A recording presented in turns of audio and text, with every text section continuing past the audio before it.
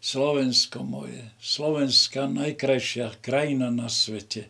Prešiel som takmer celú Európu a kus Afriky, ale vždy som sa rád vracal domov, do našej domoviny.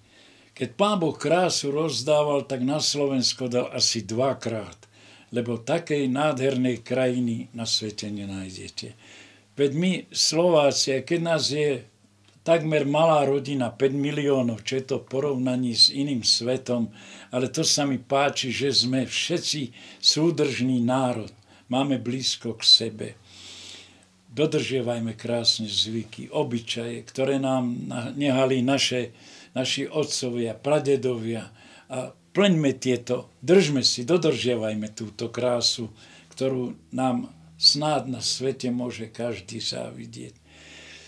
Nemajme strach z budúcnosti, veď všetci, ktorí plánujeme, že si niečo chceme vybudovať, máme pôžičky, požičiavame si rôzne tieto z bank, aby sme mohli investovať, stavať, skrášľovať túto našu krásnu krajinu. Netreba sa báť budúcnosti. Postavme sa na nohy a hľaďme každý deň krásnu budúcnosť.